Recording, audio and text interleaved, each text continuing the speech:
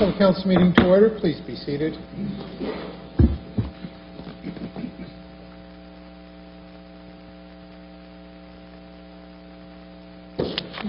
Motion to reconvene the open council meeting.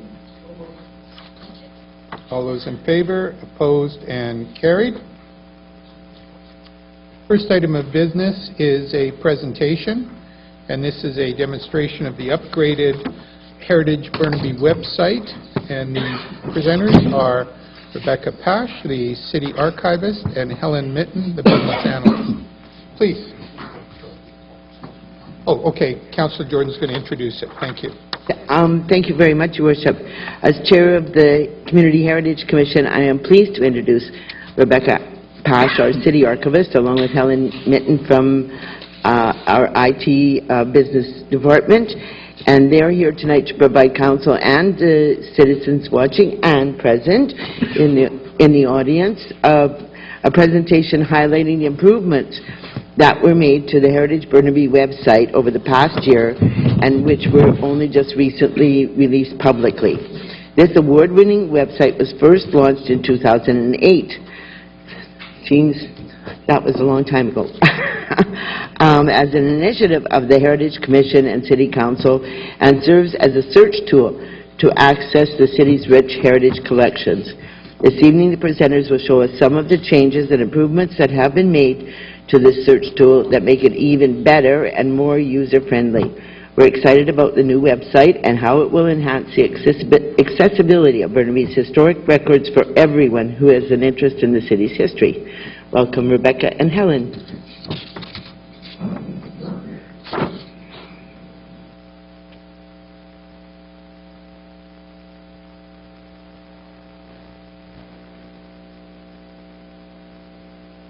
You're going to need your mic over. Yeah, there you go.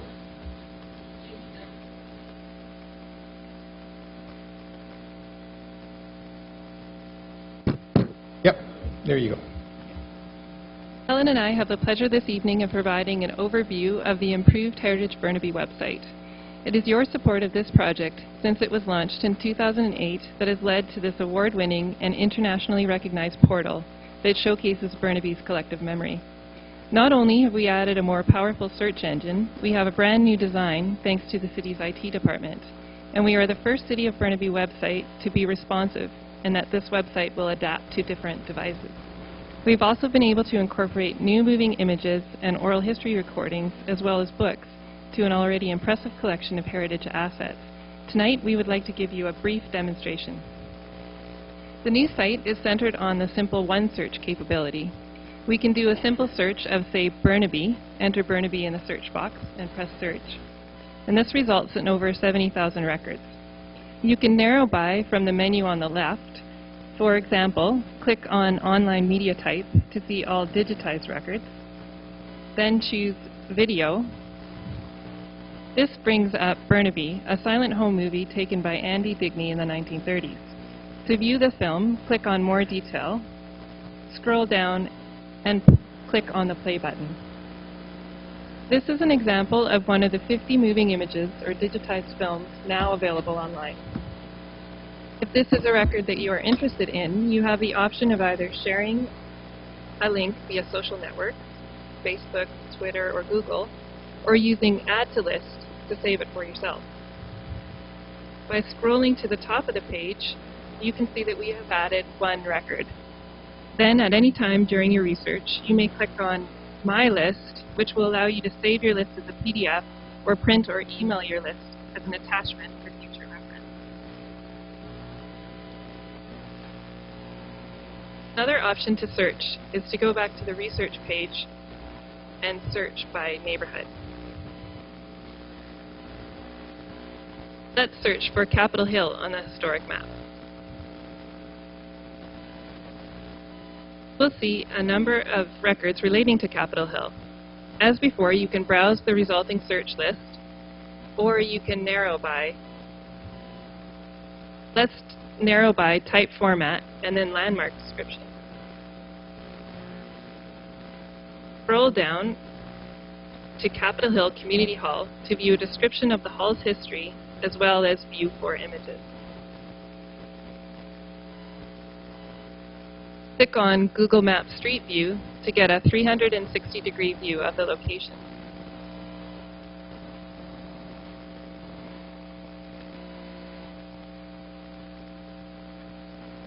Go back to our search results list and conduct an advanced search. This is found under the search bar. If you're interested in a specific record, such as a council report, you can get to it faster by doing an advanced search.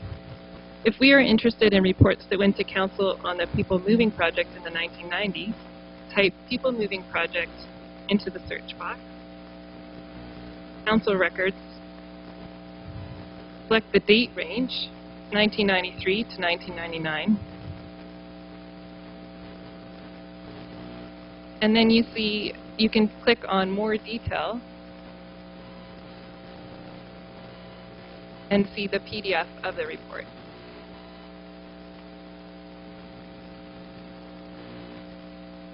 You can also look at a different format if you remove the Council Records box, and under the Type Facet format, you will see other choices. In this case, we can check off Bylaw, click on More Details, and view a PDF of that bylaw.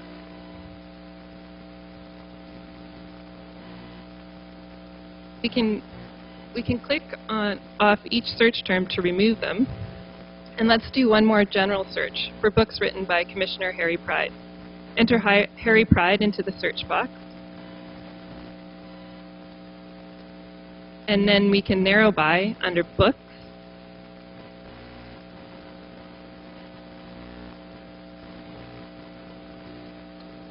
Shadow by the Sea, you can click on that thumbnail and read the book online. This is one of the books digitized as part of the Upgrades project, now available online for researchers' convenience.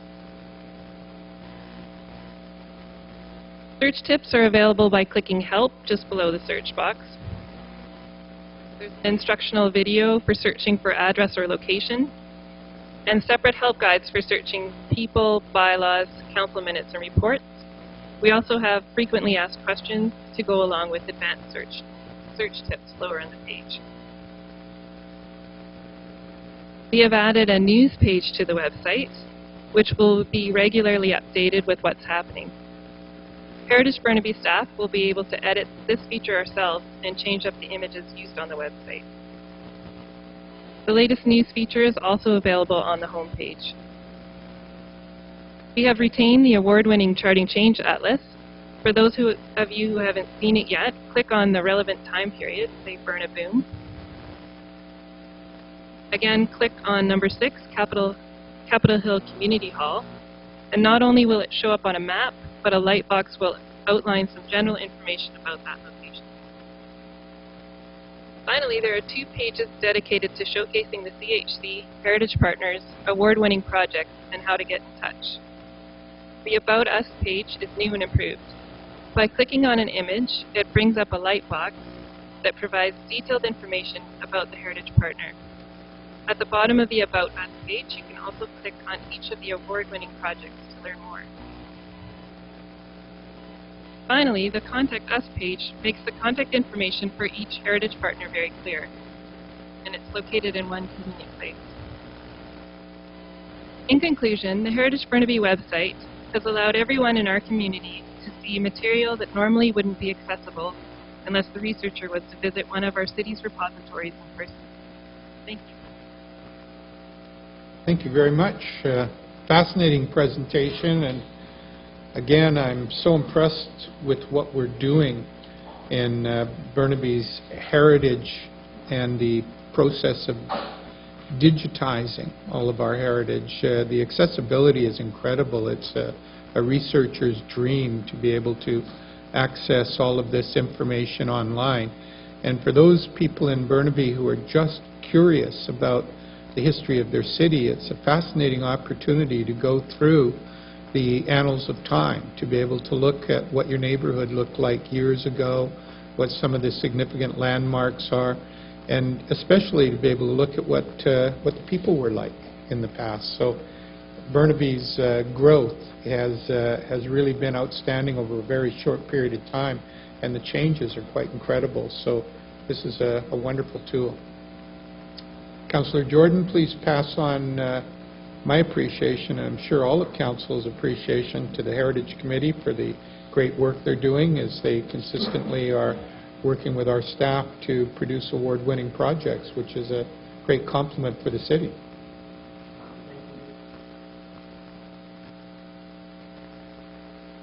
Unfortunately, one of those things where the better you get at something, then the more people want, and so that's one of the reasons that the Commission asked to have that website updated, because it was so popular and so many people were using it and making more and more demands on our staff. So I think it's more user-friendly now, and we can try to direct people, to that site just to get access to information. So that should help in that regard too. But we're very proud of the work that the staff have done in putting this all together and making it hopefully another award-winning thing for the city.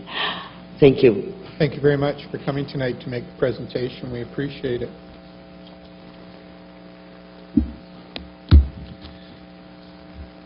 I have a couple of announcements before we move into proclamations. I have a couple of announcements that I wanted to recognize with Council and our audience here tonight. I'd like to recognize the recent passing of Ernest Maitland, a longtime Burnaby resident who served his community in a variety of capacities during his lifetime. I think everyone around the table knows Ernie and his involvement with the Library Board. Well, he passed away on October the 1st, 2015, at the age of 88. He was born in Winnipeg, Manitoba, and is survived by his wife Ethel, his children Jason, Marie, Clayton, and Elaine, and grandchildren Brendan, Philip, Mark, Michael, and Rebecca. Family activities were a big focus of Ernest's life, including camping, playing games like cribbage, and big family dinners. He completed a geography degree at SFU and worked in the transportation field for many years, including teaching at BCIT and as a transportation economist with Canada Post. Ernest was a proud resident of Burnaby for 64 years and was deeply involved in a number of volunteer capacities with the Burnaby Public Library, serving as a library trustee from 2007 till 2012. After completing his term, he remained involved as a champion of home library services, My First Language collections, and teen reading services.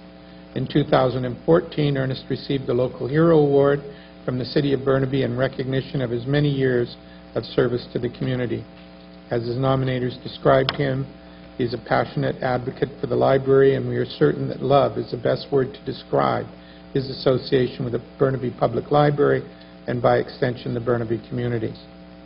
Tonight we honor Ernest Maitland and remember his contributions to his community, his friends, and his family. He is truly someone deserving of the title Local Hero, and we thank you, Ernest, for all of your great work in Burnaby. I also would like to recognize the passing of another very important person who we've recently lost, and that's Dave Fryatt, who passed away recently at the age of 94. Dave, Mr. Soccer Fryatt, was a huge contributor to the advancement of sport in Canada and was inducted into the BC Sports Hall of Fame for his wide-ranging achievements in the sport of soccer spanning the past 65 years. Up until a year ago, Mr. Fryatt was still very actively contributing to sports in BC, and he played an important role with the Swangard Stadium Society in Burnaby.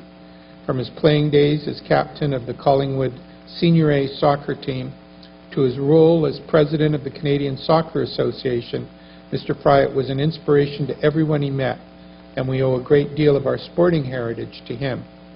He was a founding director of the Vancouver 86ers soccer team, now the Vancouver Whitecaps, and served in many other capacities in the BC Juvenile Soccer Finance Committee, the Provincial Vancouver Sun Tournament of Soccer Champions, the 1973 Canada Summer Games Committee, the Pacific Coast Soccer League, and his 26 years on the executive of the Canadian Soccer Association. Dave Pryatt will be missed, and we honor his invaluable contributions to sport in Canada and remember him as a wonderful person, a friend, and a mentor, and someone with a strong moral compass in all areas of life and sport. And we send our condolences to his family on the passing of David Pryatt. All right, moving on then to proclamations.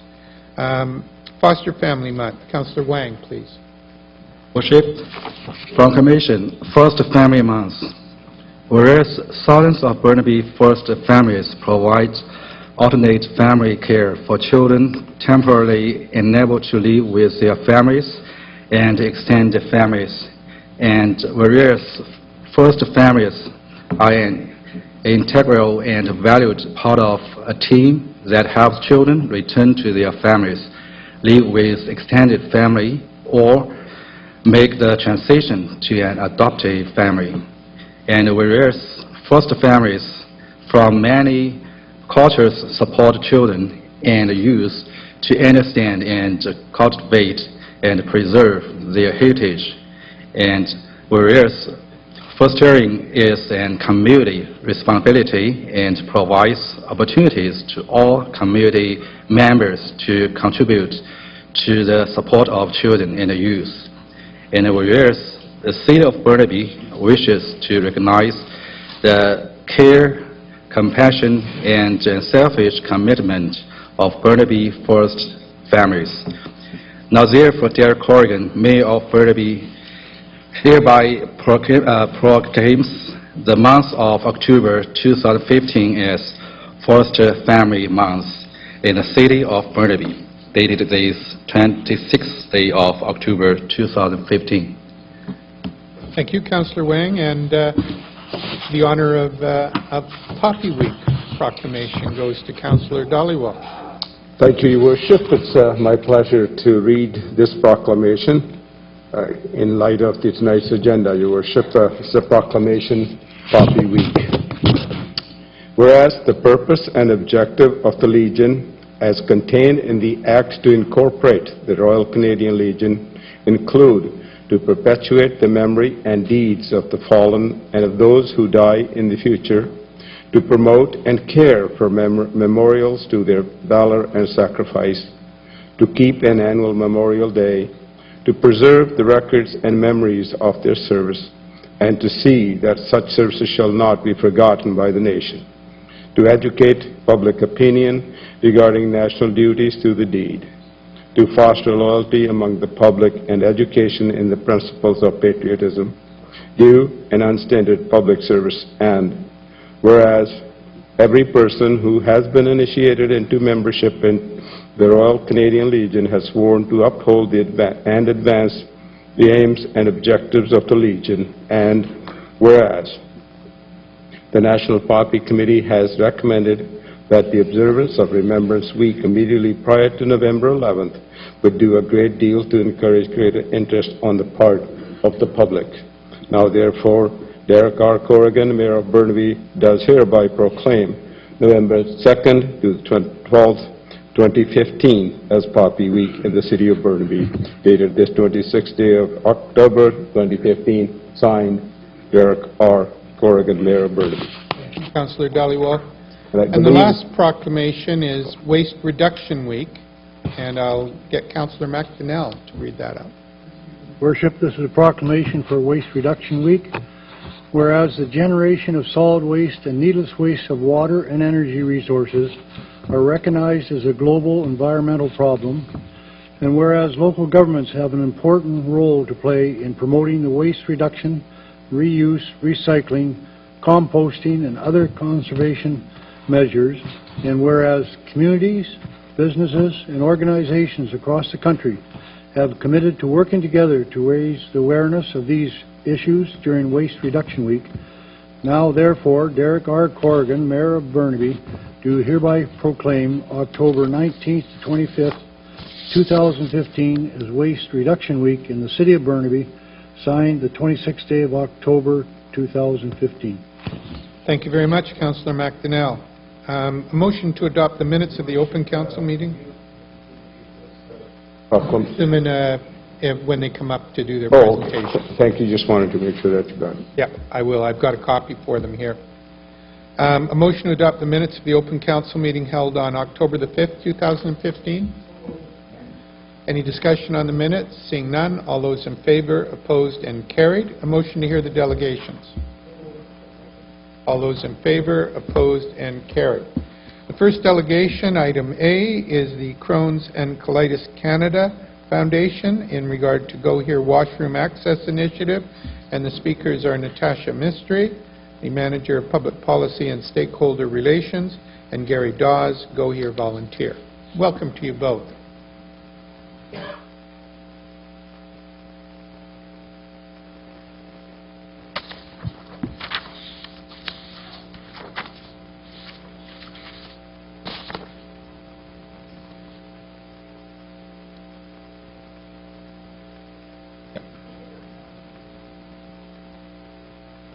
Okay, how's that?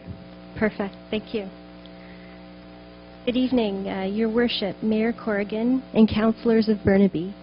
I'm Natasha Mistry, Manager of Public Policy and Stakeholder Relations at Crohn's and Colitis Canada, a national health charity. I'm also pleased to be here with my colleague, a lead volunteer, Gary Dawes, who's based here in British Columbia. You've all been there when you urgently need to go to the washroom and there's none in sight. For healthy individuals, this may be a rare occurrence, but for people who suffer from incontinence, such as Crohn's and colitis, this happens 5 to 20 or more times a day, especially when in flare-up. Living with these lifelong diseases means staying close to a toilet. Most people become recluse and make excuses to stay at home at the expense of social and work life. Over the next few minutes, I wish to address the challenges of washroom access, propose a solution that will increase access through the Go Here initiative.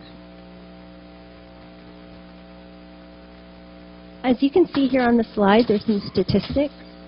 Crohn's disease and ulcerative colitis are two diseases that are also referred to as inflammatory bowel disease. We view these diseases as Canada's diseases since our country has the highest rates of prevalence and incidence in the world. Most disturbing is the rate of diagnosis is increasing rapidly in children under the age of 10. There are approximately 233,000 Canadians that live with Crohn's and or colitis. This is a number that matches with the population of Burnaby. In British Columbia, there are over 25,000 British Columbians who live with Crohn's disease, roughly half with Crohn's and half with ulcerative colitis. What's most disturbing is that the incidence is increasing in children under the age of 10. You might ask, what exactly are Crohn's and colitis? Well, they're both similar, and they both cause internal inflammation in the gastrointestinal tract. So if you can imagine someone who has a rash on the outside of the body on their skin, you may go to a dermatologist to get that rash treated.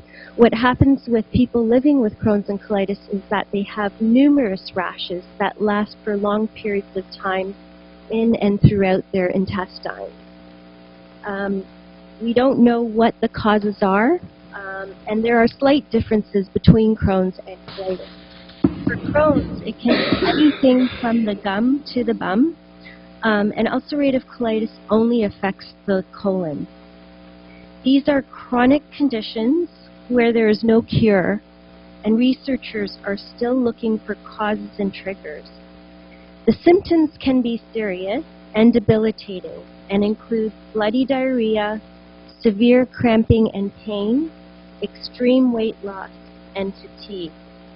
In some cases, surgery is required to remove parts or the entire colon. This can leave people with an ostomy pouch and also can lead to higher risks of infertility for women.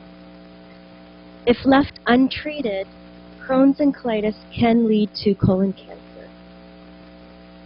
When speaking with people living with inflammatory bowel disease, I find that one of the most challenging symptoms that they do face is urgent and frequent use of the washroom. This means that people have to stay close to a toilet. On this slide, I want to highlight some of the key statistics that we found when we did a survey in 2011 to find out what the impact of living with Crohn's and colitis does in terms of washroom access. We learned that the majority of respondents at some point in time were denied access. We see that over half had to actually negotiate or share private details of their diseases in order to get access to the washroom. Many of those people get rejected because these washrooms are for employees only or for people who are customers at shops. We find because of these reasons, almost 80% of people who live with inflammatory bowel disease decide to stay at home when they're in a flare-up because they fear going outside. There are challenges, and it's sad to say that Canada, having the highest rates of prevalence and incidence, lags behind other countries when it comes to legislation and policy. We need to do more and step up to the plate. In the U.S., for example, there is the Restroom Access Act, a national act where 14 states have enacted this act and enforces businesses to open up washroom access for people who live with incontinence, particularly Crohn's and colitis. In the research that I've done, I've realized that really there is only one bylaw in the City of Toronto that requires shops that have greater than 300 square foot of store to allow people access to those washrooms. They must have washrooms, but it's not necessarily for people who live with incontinence. I was also happy to see, as I walked around the city of Vancouver today, that there are outdoor public facilities here. So this is very promising. We still find, though, that there are places in Canada that do lag behind, and we want to create a pragmatic and progressive solution to allow businesses to willingly open up their washroom access without enforcing laws. I'm very passionate about this project. It's called Go Here, a washroom access initiative. There are 3 components of this project that Crohn's and Colitis Canada has recently launched. The goal is, through this project, to have as many small and medium-sized businesses open up washroom access and post Go Here decals. There are 3 components. The first you'll see on the left side of your screen is the Go Here decal. This is a sticker that businesses will post on their storefront window, and it signals to the Crohn's and colitis community, but anyone who lives with incontinence, that they can access those washrooms. It also benefits others. We have an aging senior population, people living with disabilities, people who suffer with kidney, liver, prostate cancer, others with Parkinson's, diabetes, MS. It can also help children and pregnant women as well. Posting these decals will ease the anxiety and stress of finding washroom facilities and will eliminate the humiliation in explaining the condition and asking for permission. Second component is our Go Here mobile app. This was recently launched. It basically uses the phone's GPS system to locate washrooms nearby. Users can have access to knowing about which washrooms are close by. They can map out the route from A to B and find out all the washrooms along that indicated route. They can also rate washrooms that are posted on the phone mobile app. The third component is the access card, and that's in the center of the slide there. It's available virtually from the mobile app, so any person who creates a user account, their name will pop up on that card, and they could show it to any store retailer to get access to the washrooms in case they face difficulty. You can also see on the bottom of that slide, there's a picture of one of our Go Here supporters. our accomplishments to date, I had the privilege of having Mayor Nenshi come out to our Go Here launch in Calgary. Calgary has been our pilot city. We launched it on June 25th. He was there to raise awareness and declare that the municipality of Calgary will be endorsing Go Here decals on all of its municipal buildings. From that piece, we had overwhelming media attention that had come about from that one event, including a Globe and Mail piece that had been published by Andre Picard talking about the need for greater washroom access policy. We've also developed municipal participation partnerships with the City of Mississauga and the City of Barrie. Just last week, we had 73 municipal buildings in the City of Mississauga join Go Here. And new business partnerships are currently being developed. For example, we recently developed a business partnership with Husky Canada to launch Go Here in all 400 washroom locations of all their gas stations across the country. So, I have been ecstatic to have been invited by you to present here today. We have thought about possible ways for the City of Burnaby to engage in the project, and here are two examples. We want to partner with the City Council to have Burnaby be the first city in British Columbia to adopt and post Go Here decals on all existing public buildings. This would include City Hall, community centers, libraries, museums, arenas, golf courses, and theaters, similar to Mississauga, that currently have washroom facilities already open to the public. We'd also like to see a motion passed that would declare Burnaby as a Crohn's and colitis washroom-friendly city in Canada. The motion would recognize the importance of increasing access to washrooms for people living with it. I'd like to thank you for your time, and I'm open for any questions.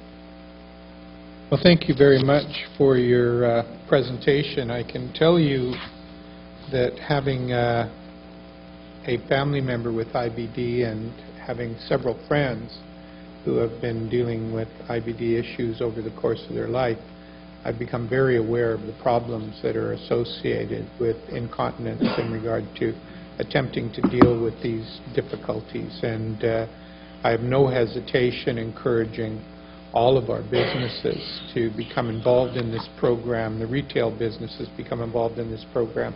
I think it's a very positive initiative that they can take to show their consideration for people who suffer from Crohn's or colitis or other inflammatory bowel diseases. So I have no difficulty in encouraging our businesses to do so. I'm going to suggest, after Council may have some questions here, but I'm going to suggest that we get our staff to do a quick report for us on this as to certainly the elements of our own facilities being open for people to utilize is an easy accomplishment Council can consider. Encouraging businesses to take this on voluntarily is also important, but I think it's also useful for us to look at our ability to impose a bylaw that would require access in retail outlets. So all of those issues seem to me to be within the purview of City Council to consider, and something that we can ask our staff to look at in a comprehensive program of being able to help to deal with this issue. And I understand the difficulties it can cause for people being afraid to go out because they need to be close to washroom facilities. So it's something all of us should be aware of. All right, and with that, Councillor Dhaliwal, did you have a question or a comment? Thank you, Your Worship. Yes, I do have a quick question for Ms. Misdry. Have you approached TransLink by any chance for this presentation? The TransLink is a local transportation organization here. One thing you probably note in Metro, there are no washrooms at SkyTrain stations or at other public places where the transportation is generally either bus stops and all that stuff. One of the things that many people have asked is transportation, local TransLink, to take initiative in that. So I would suggest I was asking whether you have taken initiative to to approach TransLink at all, have you? Not as of yet. Our focus has been on piloting the initiative in Calgary. Okay. But, you know, now that we are here, we would be more than happy to take this on and approach transportation groups to see if... We have been working in the city of Ottawa with the Ottawa Transportation Agency as well to try to enforce washroom access in all of the transportation hubs there as well. Thank you for that. I would suggest you do that. Your Worship, I just want to echo what you said. This is a pretty common, debilitating disease, which is, as you mentioned, about 250,000 Canadians are suffering from it. And it is one of those things where there are no obvious symptoms to it. You look pretty healthy, and you're pretty difficult for people to accept you as a patient, which is a chronic disease. Once you have it forever. All you can do, best you can do, is put into remission or control it, but you don't get rid of it. Only those who live with it generally are able to appreciate or at least imagine what it's like to be living with that kind of disease. It's unfortunate that it doesn't have a high profile in Canada. Not much research goes on into this. I think it is very much the medical community has accepted it as one of those things, low priority thing. They just continue to prescribe medication basically to control it, but not much has been made any progress in the sense to really see what is the reason for it. We don't even know why it starts. We don't know, so therefore we can't really treat it. It is, it's actually the most, as you said in your presentation, the most patients are in Canada, anywhere in the world, and what's disturbing is now it's becoming in the younger ages and more than it has been in the past. So for all those reasons, I think we need to get more awareness around that this is the initiative that you brought forward. It's very worthwhile because I can tell you from personal experience, people with that disease do not venture out much because really it's very undignified way of going, traveling, always stress that you can't find a washroom as quickly you would like to, and what's more, many businesses will not allow people to use washroom because even we can do ask, they say, well, no, this is just for us only. Many people do not understand the urgency of it because they have not lived with it.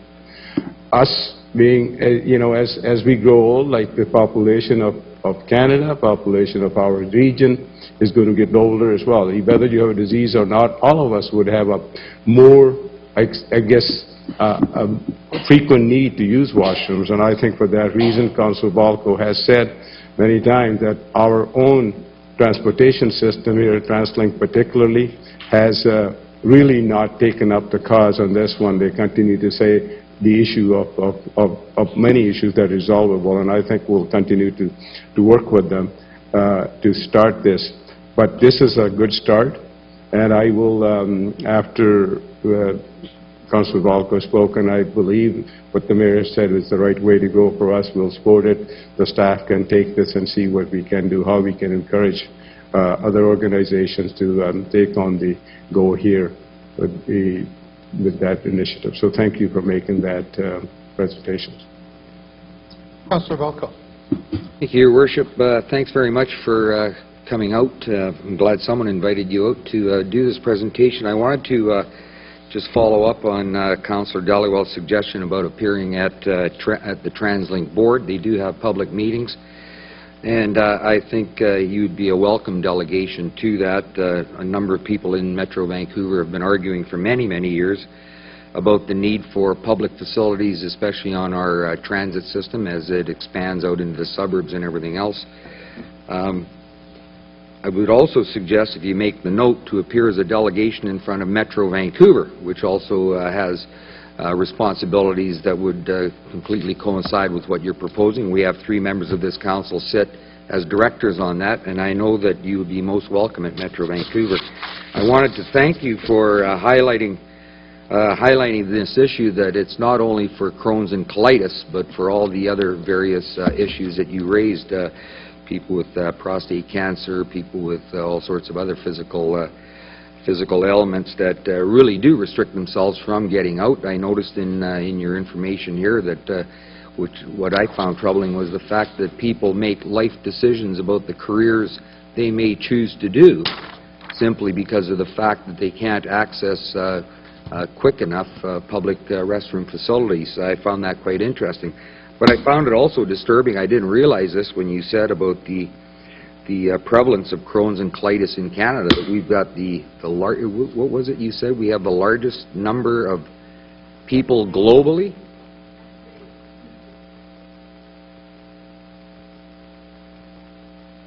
And here we are in 2015, and we need a delegation such as yourself to come forward in order to plead the case for people for incontinence and various other reasons to provide public facilities. Your campaign is basically, you've started in Calgary, and I have to say I'm a little embarrassed that we take great glee in knocking Toronto constantly out here out west, but as you say in your handout, Toronto is the gold standard in regards to this issue. But my concern is that your campaign is basically dealing with private retail establishments and putting up this decal, and my issue has always been that we as a society should provide public facilities for people to be able to go. And I also noticed in here that you made mention of the Portland Loo, which I know a number of people in Metro Vancouver have brought up many, many times, and I've encouraged TransLink to take a serious look at the Portland Loo, which is an excellent facility. I know the City of Victoria has installed a couple, and I know the City of Nanaimo has. But again, the world leader on this is the City of Portland. And we take great pride here in talking about the area known as Cascadia, which is British Columbia, Oregon, and Washington State, and how we have the same mindset and everything else. But when it comes to issues like this, I'm a little embarrassed that it takes a delegation like this in the year 2015 for public awareness to come in regards to this. You know, none of us are getting any younger, and as I say, I joke about it, but my bladder capacity is not what it was when I was 18 years old.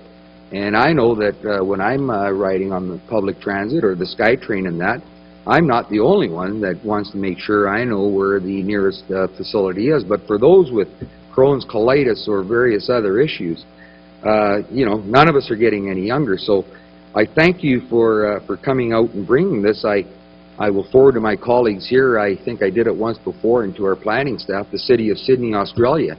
Their city website, when you access their city website, they have a number of pages where they identify, and they call it their citywide toilet map, where they have public toilets on their websites. And in England, they passed a law in the House of Commons in regards to the provision and availability of public toilet facilities, not someone with an ailment going up to a private retailer, a Starbucks or a Tim Hortons, and pleading their case. There's many, as you mentioned, in the United States, there's 14 states that had to legislate the fact that private retailers have to allow people that appear saying, I need to use your facility. They had to legislate it, and there's fines involved if those retailers deny you access to these private facilities. So again, you know, I want to thank you in regards to that. I just wanted to correct you. Your handout says Toronto has a 300 square meter where they're required to provide male and female washroom facility. You said 300 square feet, and I'm sure our planner was looking and going, oh my God, 300 square feet, I can't get 2 public toilets into a 300 square foot establishment, but it's 300 square meters, Mr. Peltier. You can relax on that. So again, I thank you for coming out. I know I'm taking a little while on this, but I've been quite passionate on this issue for many, many years. And again, you know, we have on our license plates the greatest place on earth. We always boast about Metro Vancouver being a leader around the world on our planning exercises. We're a world-class city, but when it comes to providing the basics and the simplest of facilities for human beings, we are way, way behind a number of places, not only around the world, but right here in our own country. So I thank you again for coming out. I'm sure that we won't have any difficulty in quickly putting together some sort of a bylaw or a regulation for private facilities to put these decals up, and so people don't have an issue. But I am not giving up my fight for TransLink and various other public facilities when they're built to accommodate these very, very things. So again, I encourage you to get out to TransLink, make a stink about it, and get out to Metro Vancouver. You know, more cats in the bag, the easier it's going to be able to realize the issue, you know, the goal that your organization is striving for. So again, I really thank you for coming out and you know, really bringing this issue to light for folks. And I think you're going to get a lot of support in regards to this. I know every time I bring it up, I get calls from all over the region. I get calls from the, you know, from papers around Canada. The last time I did it, I got a call from the city of Winnipeg for the Winnipeg Free Press. Didn't get a lot of calls from our local press. I think they get tired of the issue because whenever it does come up, there's all kinds of reasons. There's 1,000 reasons why we can't do it, but nobody can give you one reason why we should do it. So, again, thanks very much for coming out. Thank you. There you go. You managed to hit on Councillor Balco's favorite issue. I must add that, you know, Go Here is simply a means to an end, and that end is definitely legislation. Good. Well, I will ask Council then to move a motion. Councillor Dhaliwal? Yes, Your Worship, I'd like to move that the delegation, the presentation be referred to staff for a report back to Council. Moved and seconded. Any discussion? Seeing none, all those in favor, opposed, carried. Thank you very much for being with us tonight. We will include you when we forward copies of the reports so that you'll be aware of what our staff has reported to us. Okay? Thank you. And they've been waiting patiently all night, and I'm very sorry it's taken so long, but we do have with us tonight our representatives of the Royal Canadian Legions, Branch 83 and Branch 148, in regard to the 2015 Poppy campaign. And the speakers tonight are from Branch 148, Dave Taylor, and from Branch 83, Peter Passanet. Welcome. Come on forward.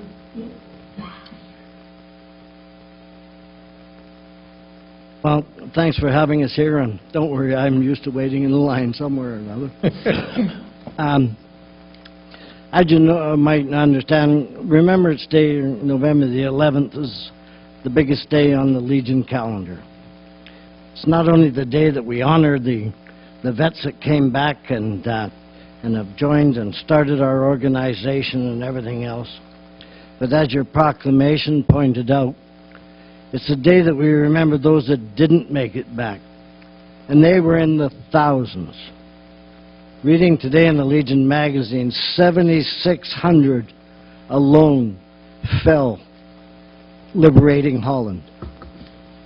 In Holland, they're buried. In those days, in those wars, the fallen were not brought back. It's not like today when you see the ramp ceremony where the soldier is loaded on and honored and brought back on that plane. In those days, they were buried in the countries that they fell. And the Dutch children today are still taught in their schools that it was Canadians that liberated their country and helped them bring democracy back. Something that we all participated in, I hope, a week ago. You might not like the outcome, but it's called democracy, and you got that chance to vote. And that's what we brought back, or these veterans brought back to other countries in the world. And so it's them that we honor, and it's them that we will always remember. Some people say, well, the veterans are dwindling. It doesn't matter how many are left. There's always new ones. There's ones coming back now from Afghanistan and places like this. We lost 158 in Afghanistan. They were brought home, and we honor them too. But the poppy funds themselves, when we collect them, it's a very rigorously controlled thing. The branch collects them in our case. We collected some $35,000 last year, approximately. when we make a motion at the executive where those funds go, then we bring it up to the general meeting, and it's passed there. And then it goes to BC Yukon Command, and they have to approve it. So that there's all these checks and balances to make sure that those funds always go where they belong. Some of those funds last year we donated to Burnaby General Hospital, some $5,000, which brought our total between poppy funds and meat draws close to $120,000 that we've donated to the hospital in Burnaby here alone, out of our branch. George Derby, New Chelsea, St. Michael's, all these got donations from our branch. Winch House, which is run through New Chelsea, it allows not only armed forces personnel, but first responders from all over the province that need medical care can bring their family down, and we provide a place for them to stay, a townhouse that we have in one of the projects, free of charge. So they don't have to worry about what an expense or anything like that.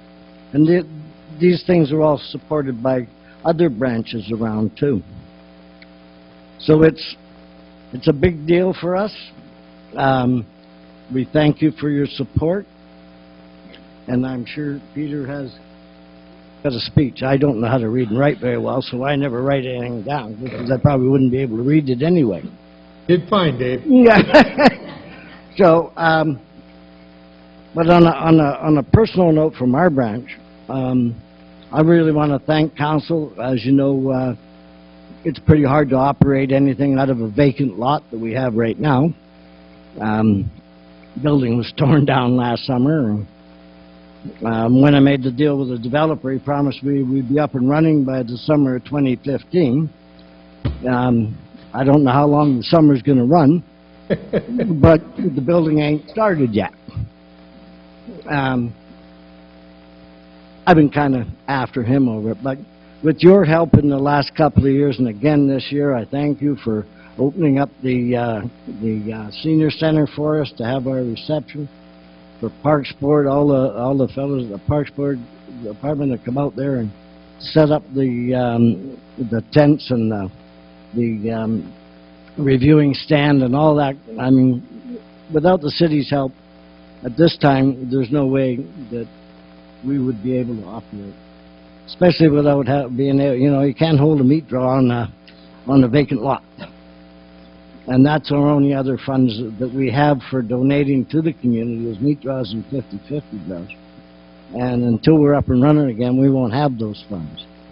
So the better that people of Burnaby help out with the campaign, the more work we can do in the community. And we thank you for that. Peter, you got right? I'm not going to have much to say here because, like, I think Comrade Dave has covered it all. Basically, all I'm going to say on the subject is that, like, the money that we raise at Branch 83 remains in Burnaby. We don't support national organizations like that. We try to channel all our funds into the Burnaby area, for minor sports, whatever it may be.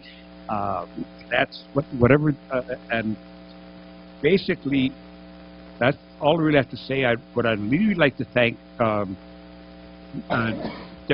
Mayor Derek Corrigan and the council and Councillor Nick Volkow in particular, because they have been known to support our branch, and I thank them very much. I got to admit, I've had the occasional beer there. Gentlemen, I'm just going to come down and give you the proclamation that we did for Poppy Week.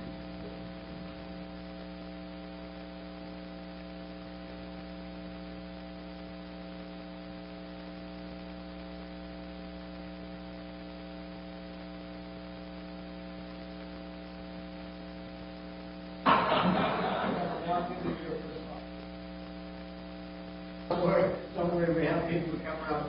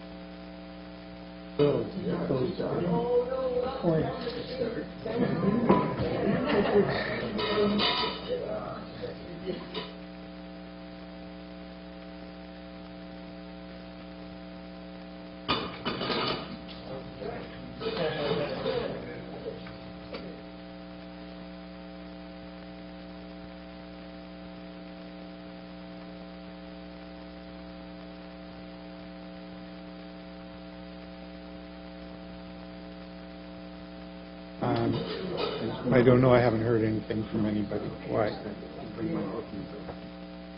Fine, yeah, we'll share.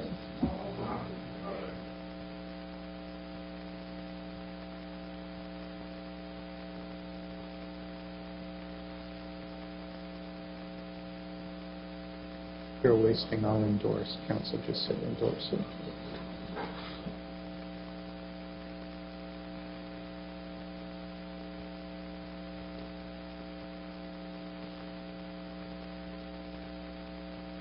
Burnaby endorses it. Oh, okay. You want to record it, okay.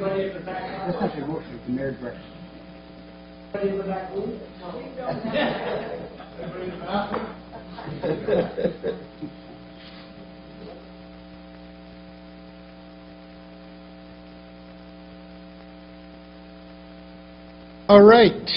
Are we ready to move on now? I think we are, just about.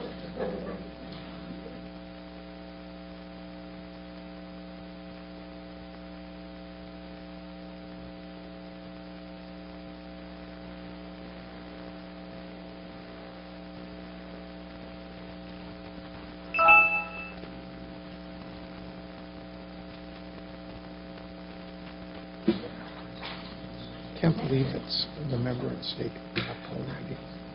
My light flashes in front of my eyes.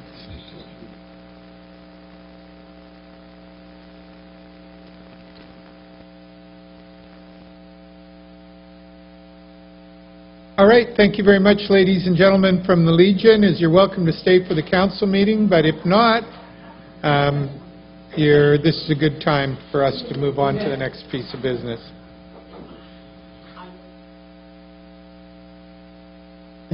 I understand completely, Mr. Taylor.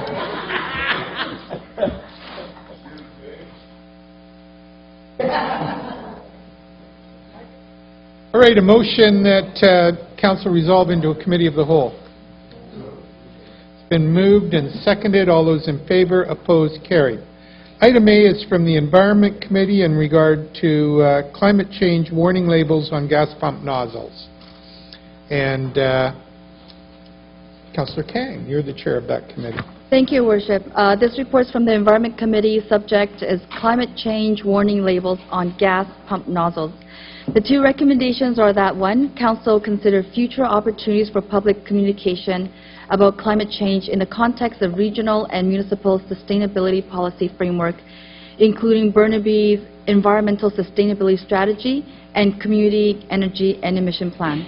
And two, that copies of this report be provided to John Nagoon, representing Our Horizon to Metro Vancouver Climate Action Committee and to Metro Vancouver member municipalities, and I so move.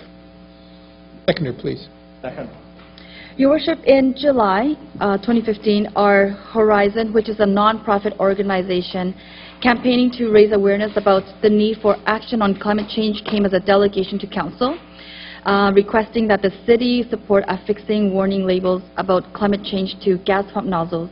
And this report responds to Council's request for further information. The report states that to date, warning labels on gas pump nozzles have been supported by few local governments across Canada. And a resolution was brought up at the UBCM in September at the 2015 convention.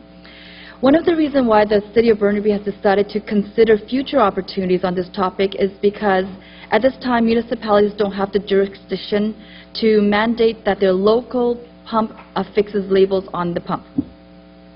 As well, there is a very likely potential for legal challenge to the city by petroleum businesses. Business associations representing vehicle fuel vendors and other jurisdictions have voiced their opposition to legislation requiring gas pump warning labels, saying that the labels may reduce sales or compete with advertising revenue if they already use nozzle signage for product promotion. Your Worship, climate change is a problem that has multiple facets and is not as simple as simply reducing greenhouse gas from vehicular emissions. Solutions to climate change require great length and depth of education than simply a small label poster and the effects of driving one's vehicle. I think presenting information in the absence of a frame or a complete frame that addresses this complex issue would have difficulty gaining general support from the people in the community. Finally, the city is looking for messaging and communication that are carefully considered and framed based upon evidence for its effectiveness in order to overcome social and cultural barriers specific to the issues of climate change. We in the city of Burnaby are doing our part to address climate change in terms of greenhouse gas emissions. Burnaby is developing a community energy plan and emission plan which outlines a target for reducing community greenhouse gas emissions with supporting goals, strategies, and actions. As well, Burnaby's environmental sustainability strategy, which we are working on right now, addresses this issue through some of its themes: breathe, live, move, and build.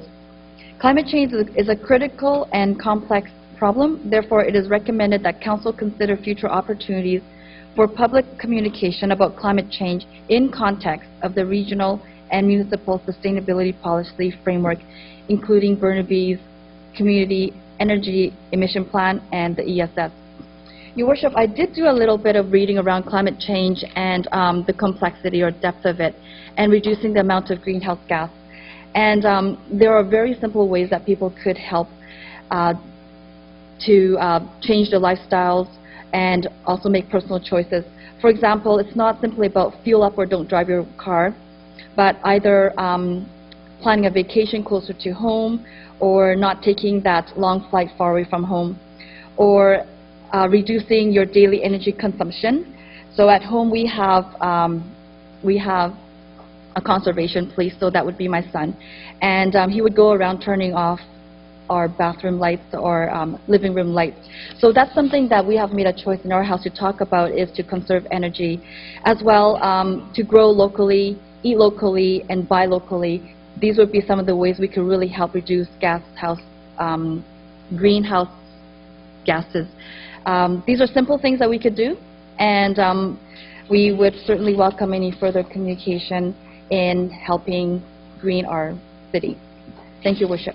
Thank you, Councillor Kang, and thank you for a very complete and very thoughtful report from your committee. Councillor Calandino. Thank you, Your Worship. Just a couple of comments, and I appreciate the report that's come from the committee on the issue. And obviously, global warming is upon us, and it's not something that we should all deny, even though we know there are many naysayers around the world that don't believe that humans contribute to that, and the actions we take contribute to that. But we just had a newly elected government whose leader campaigned on a promise of cleaning up the environment, and I wonder whether it wouldn't be wise whether the mayor would send a letter to whoever the new minister will be to consider this issue on a national basis, because doing it city by city may have different impact on people, but if it is dealt on a national basis, then it will be uniform and people will get the message. It's already happening with the motion passed by the Union of BC Municipalities, so it's already moved on. And we've also considered it at Metro Vancouver, where I'm the chair of the Climate Change Committee, and Metro's response was very similar to the City of Burnaby's response, in that a very complicated issue, and while this is one idea, it's not going to solve the problem. And so the reality of the imposition of this on the gas stations is not considered to be as easy a connection as there was in putting labels on tobacco, for instance. And I think that's the same conclusion that staff has come to. So they'll be well aware of it at the FCM, because the motion, I suspect, is going on to the FCM.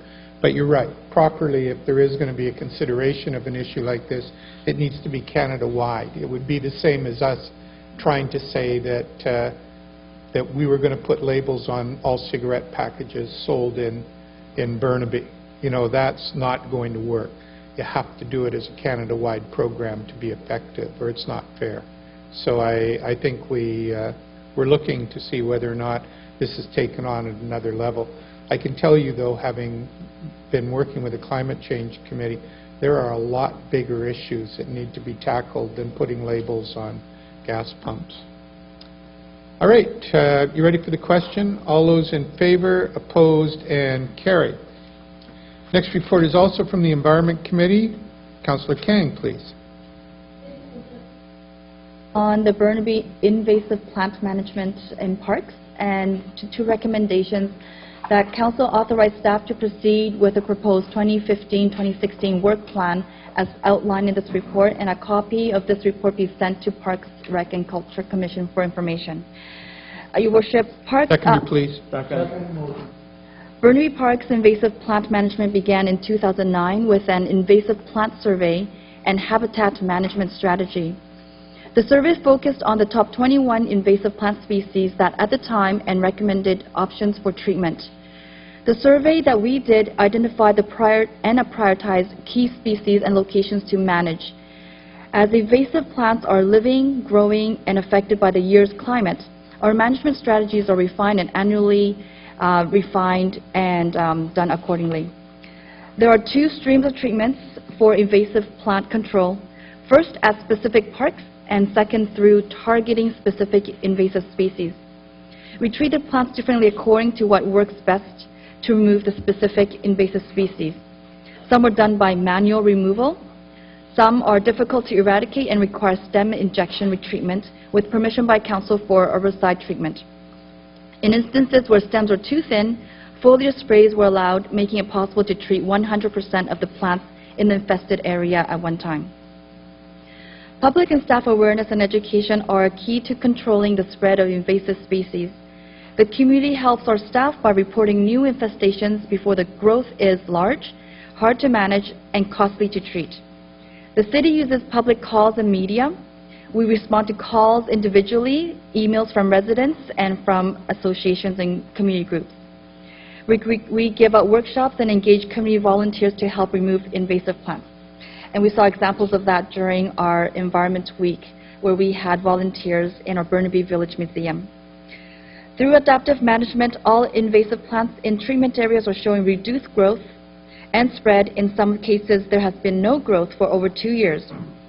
Your Worship, all the current activities as aforementioned, such as ground treatment, public awareness, and education programs with participation in regional efforts, are recommended to Council to continue in 2015-2016. Thank you. Thank you. Question. Councillor Calandino.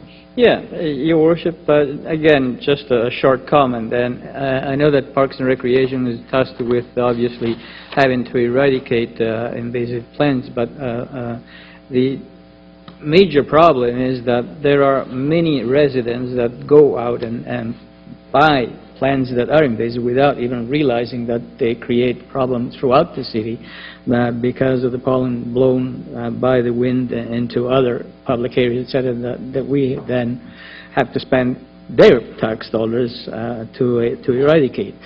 With the Parks and Recreation, since it started the plan in 2009, has had considerable success in reducing the invasive plant problems that we have in the parks and public areas.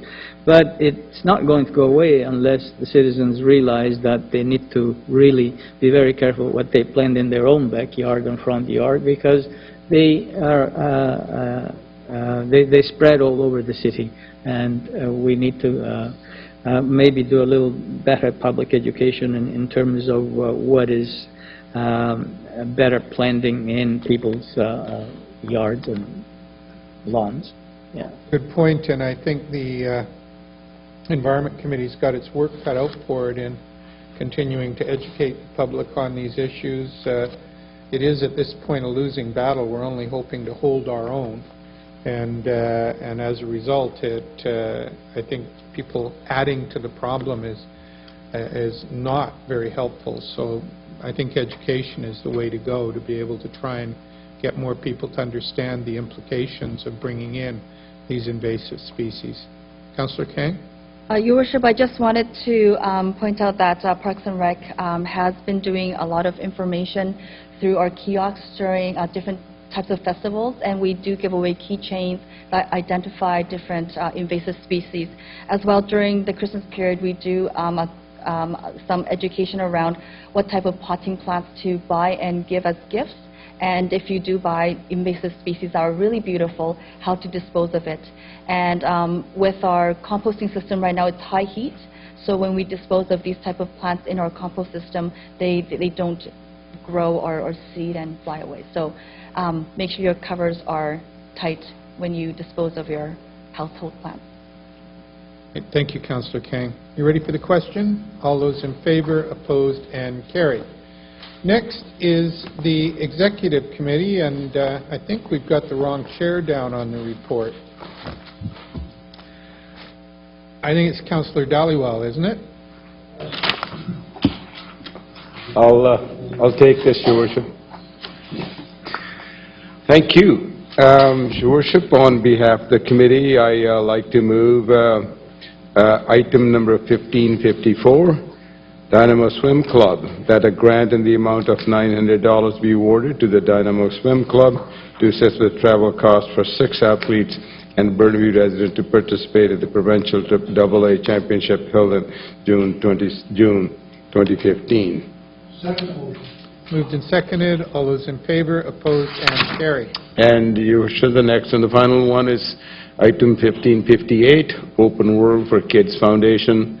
The recommendation of the committee is this grant application be denied. Moved and seconded. All those in favor, opposed, and carried. Thank you, Councillor Dhaliwal.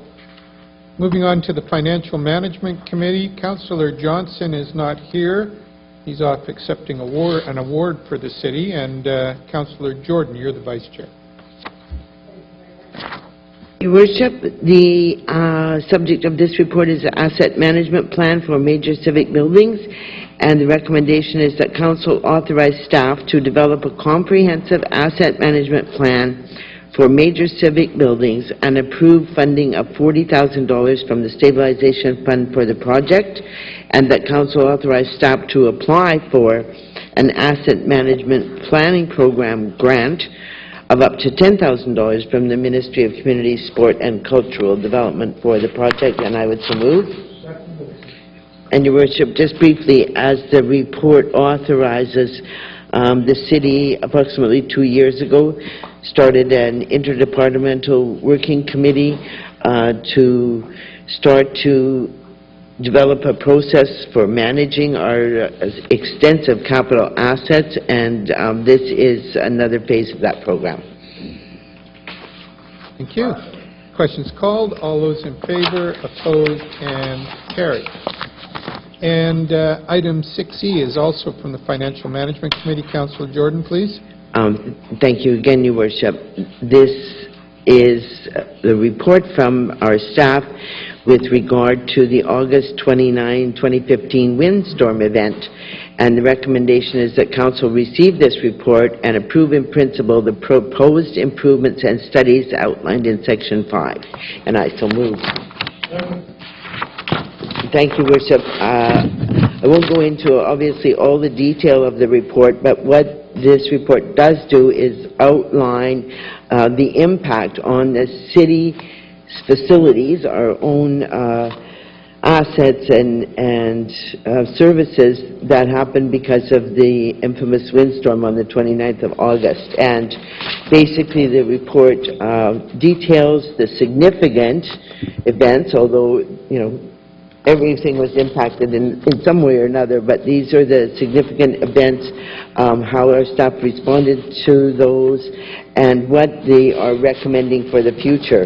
And as the report does outline, it also outlines the strengths of the city's infrastructure and response plan that were put into force over that weekend, and some of the things that council has done recently and the recommendations of staff that worked well, and that this was a really good test for those emergency preparedness type things. For example, putting in additional electrical backup at City Hall and our new vaults with the backup diesel generator and things was just opened we just completed a couple of years ago. Really helped us keep the City Hall functioning and things over that weekend. But we had a few issues such as the air conditioning didn't start up when the generator started up, and so the computer room overheated and the computer shut down for a couple of hours on the Saturday. So those are the kinds of on down the line domino effect things that we witnessed over that weekend. And so the report also points out the weaknesses of the city's infrastructure and response plan and some of the areas that we would like to be able to improve, and then seeks council's permission to proceed to investigate a whole bunch of different matters that have been drawn to the attention of our staff by various departments, council, and citizens to try to improve our ability to respond in a similar crisis in the future. Hoping, of course, that we're not going to need them, but at least we want to be able to learn from this experience and develop even additional capacity, as we say, into the future. So there's a series of recommendations at page 6 in the report that authorize staff to investigate further, and some of these things, of course, will have financial implications. Some of them are more about processes, and some of them involve other agencies and working with them to improve responses, such as with BC Hydro. So there's a whole series of those recommendations, and each of those would come back to a further report to council with the options and costs associated. Thank you. I think it's extremely important when you do have a situation like this to immediately go back and have a long, hard look at what worked and didn't work. And I can tell you that I've received a lot of compliments about how well our staff worked under duress during that time and how well they responded, how well our emergency services personnel responded. And I think it shows the quality of Burnaby staff that they've gone in and looked at primarily the failures, and looked at where they weren't able to perform at a level they wanted to perform at. And now, one of the important issues is for us to go back and look at what are the economics of doing all the things that are necessary to keep everything running, even in a disaster situation.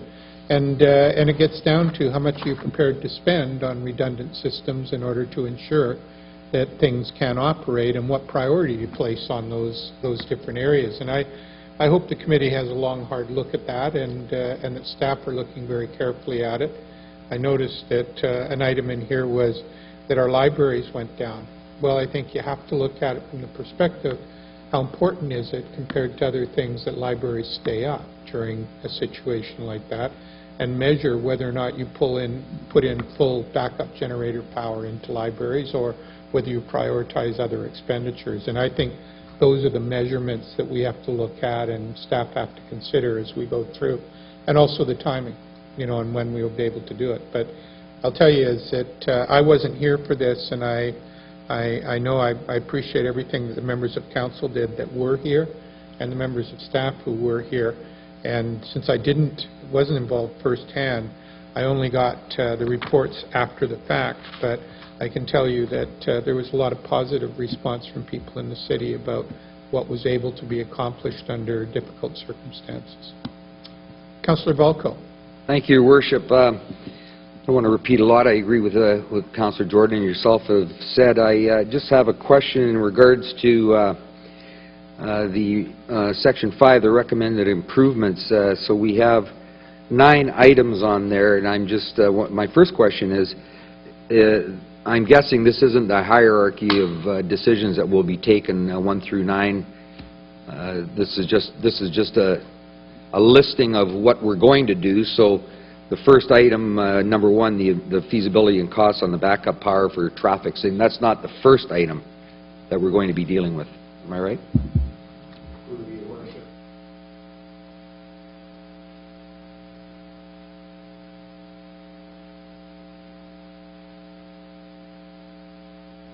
So I have an interest in items 3 and 4 in particular, and reviewing the current location of the city data center, and also the feasibility of expanding backup power to assorted city facilities. And I note that on the comments it's reporting back to council on findings, options, and costs, and I'm hopeful that that on those 2 items there, that the issue in regards to costs is not what's going to be holding up the speed of a report coming forward. I know that in some of these instances there may be, it's not in the budget cycle for any of these items that we're talking about, but I think as Councillor Jordan said, when the computer system going down and our server room overheating, I would think that would be a priority, and we're not waiting until another budget cycle in order to address that issue, as well as the backup power on certain city facilities.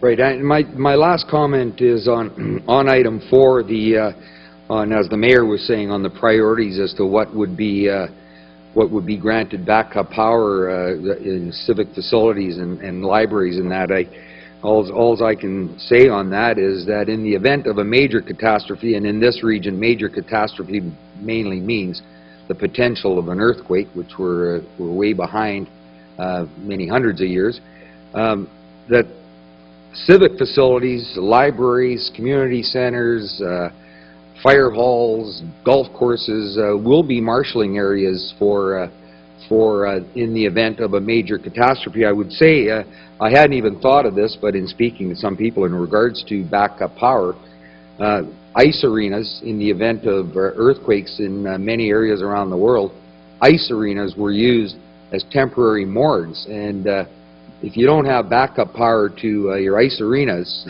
you don't have a temporary morgue, and you probably end up running out of refrigerated trailers in order to store corpses. I know it's an unpleasant topic to be discussing, but if we're going to be talking about this thing, we've got to talk about it realistically. So I throw that comment out there that I'm hoping that items 3 and 4 top the list of where we're going to be looking seriously at interim measures. I think those are the points, Councillor Volko, that staff do need to look at and ask those hard questions. Will backup power be more important at a place like an ice arena? And will, for instance, a library actually be somewhere where you marshal people, or will we be focusing on schools and community centers, and where there is more space, more opportunity for people to gather and be housed? And I think those are the questions within our emergency planning that need to consistently be addressed, and many of them have already been addressed. Our emergency plan is very robust. It's what was implemented in this situation, but you find out where the weaknesses are, and I was particularly concerned about the data center and also about the power backup on the pumps in regard to water. Those were 2 critical issues that I think we need to move on very quickly and try to ensure that we were doing so. And the other one was the communication on road closures and road access with us in the RCMP. Those were critical issues. So, there's some things that we've got to move very quickly to get in control of. And then there's the hierarchy you're talking about, but I hadn't really thought about the hierarchy including ice rinks, but given your comments, is that that's probably relevant to staff, is that it may be necessary to preserve some facilities like that with backup power. Councillor Dhaliwal. Yeah, thank you, Your Worship. I get a couple of comments on these recommendations as well. On item number 3, I believe the point has been made on the data center and necessity of having to run data center. But one of the comments is about the backup city at the city facilities or some otherwise. Backup data centers generally, it's a good idea, but you really have to move very cautiously. It's also sometimes a lot of investment, but really hard to maintain, keep up exactly what you wanted out there. So the experience in the industry is to have, first of all, decide what's the core functionality that you wanted to really be able to do, and perhaps the best to do it yourself rather than somewhere else, because most of the time what you have been paying for and doing something, it doesn't really work at the time when you want to test, unless you do it yourself. Just a comment, I want to leave that. But item number 6 and 9 are the 2 items that I wanted to make a point which I believe is important for us to do as a community, as a city. That is the role of BC Hydro in all this.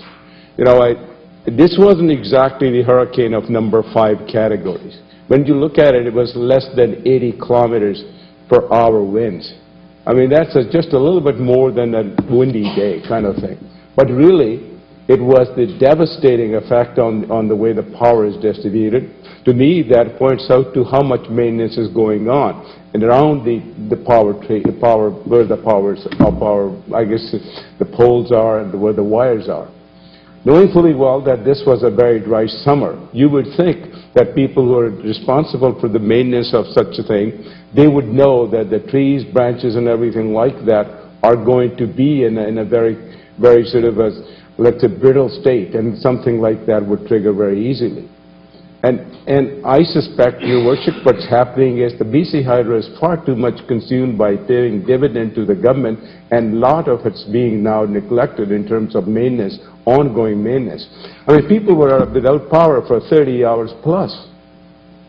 This isn't just a small inconvenience. This is just pointing to the lack of infrastructure that's been missing, redundant power that's necessary, and to major centers like ourselves and then even smaller towns, doesn't matter where people can be easily restoring power when that happens. It never used to be like this, but it is more and more. And I can see, Your Worship, the weather is changing, climate changing, we should be prepared a lot better than this. So what I think we need to do is part of this work is also us to try to find out, I would like to personally find out what has happened to the maintenance expenses of BC Hydro over the last decade or 2 decades. How does it stack up to what really is appropriate maintenance, how much it should be doing? Has it been done? If it hasn't been done, I think we need to really jog somebody's memory that this is important to both the commerce, the livelihood, as well as everything that happens in our city. We shouldn't be merely just funding more to say, well, let's get rid of this one and create backup power plants for every facility we have. This is a responsibility of BC Hydro, that this should be only in case of emergency where you have to rely for power for a few hours at the most, because they will do it. But 3 days, 4 days, some people without a week, when the winds are less than 80 kilometers an hour, I think there's something need to be discussed. I like the staff to really look into 2 things. One is just basically what has happened over the years in terms of the maintenance around power lines. And then 2, in centers like where we are talking about burying actually these lines underground in centers where you know it's not much distance, they should have a program which eventually does this rather than relying on power poles because there hasn't been a lot of attention paid to it. Your Worship, I think that's critical. We need to really bring BC Hydro to account for this. It seems like that they say, oh, well, gee, what can you do? This was a disastrous thing. But put everything in perspective. It wasn't really one of those things where I would think was a really bad win. So, Your Worship, I want to make sure that somewhere that point is made, not just simply to work with them to see what we can do, but rather what they should have been doing for us. Thank you, and I think maybe what we can do is ask staff to inquire as to whether or not Hydro is doing what we're doing, is a public review of how things worked during the course of that incident and where their failures were, where their inability to respond correctly was. Because I think citizens deserve to know with the government crown corporation how they're dealing with the aftermath and whether or not they're making improvements to their system to avoid the problems they had, because I think people generally agree that there were significant delays in restoring power. People are prepared to accept that, but only accept it if the corporation was doing the best it could and had properly maintained facilities and is looking for ways to improve. And I really think that in our case is that any issues that we didn't complete successfully during this time, we're reviewing and openly talking about and looking for ways we can fix. I expect the same thing from other government agencies, that they be prepared to look at where they were successful, where they failed, and what they can do in the future to improve. And I just don't know. You don't see often with a Crown Corporation that they do the same thing local government does and openly discuss where their programs took them and whether or not they were successful. And we should expect that. We should expect Hydro to be coming out and reporting on what happened during the course of that. Councillor Jordan. Oh, wait, I'll go to Councillor McInerney. Yeah, I'll wrap up. Thanks. And then I'll let you finish. Councillor McInerney. Thank you, Your Worship. Maybe just on the Hydro one, they'd want to check why they didn't use our local linemen to fix the down lines when they brought them in from the interior and stuff to keep the overtime bill down here. And that's from a very reliable source. So, I mean, that's the games that Hydro's playing. But that's not what I wanted to speak about. The communication part of it is critical because the citizens do not have the resources or the will to insulate themselves for something big that when it happens. And it's going to be our responsibility is how do we communicate to them? How do we communicate when our services aren't there? And how do we communicate what the plans are for getting them to safety to the shelters and that? We can have the best shelters in the world. We can have all the stuff there, be number one. But if we can't get that message out during an emergency, it isn't going to work. I mean, it's been proven time and time again in different areas that have had these things. And, you know, when I look at Mexico here just last week, and it was the highest winds created by that hurricane in the Pacific region in history at 325 kilometers an hour. We're talking 80 here. They were over 4 times that. But they had a system there, even though it was such short notice. They didn't have the notice because that storm built so fast it caught everybody off guard, but they were still able to evacuate the people out of the areas they had to get them out of. They were still able to get the message out how to protect themselves and what was coming on very short notice, which I think is very lacking in Metro Vancouver generally, is that if something happens, all you're going to do is get a lot of plug streets, a lot of plug stuff, and it isn't going to work. So I think it's critical we also concentrate in that area. Thank you. Thank you. Councillor Jordan. Thank you, Richard. There's one reason why this is kind of a summary, quick report. Is, you know, it's only been a little over a month in this, but what the committee wanted to do was have an initial sort of to-do list arising out of the incident, and so also it's budget process time, and so we wanted to be able to, for at least some things that might require our attention in the 2016 budget, to be able to facilitate those now, so that to enable us to you know, get moving as soon as possible on some things. Obviously, there are some that require us coordinating with other agencies. One of my big issues rising out of this was the traffic signals at some of the major intersections, and it's just not even reasonable for experienced, good drivers to say that you're going to use a 4-way stop when you have 2 left turn bays, 6 lanes of traffic coming each direction, like at Canada Way in Willingdon and those kind of places. And trust me, for those 3 days, driving through that intersection was like driving, you know, taking your life in your hands, just cover your eyes and go, right? But that's not our intersection. That's the province's intersection. Provinces, yeah. And likewise here at Kensington and Sperling, Those lights there were out longer than any other lights of any kind in the city. They were out from 11 o'clock Saturday morning, and they didn't come up until Tuesday. So that's the province's intersection too, and that is a critical on and off the freeway, et cetera, et cetera, et cetera, right? So we have to try to work with the province in those two instances for those two major things to, see what we can do about improving the access and also improving the priority. It's like, why was that the last light to come on in town? Why? We don't know. So there's a whole series of kinds of things that need to be done around that. Thank you.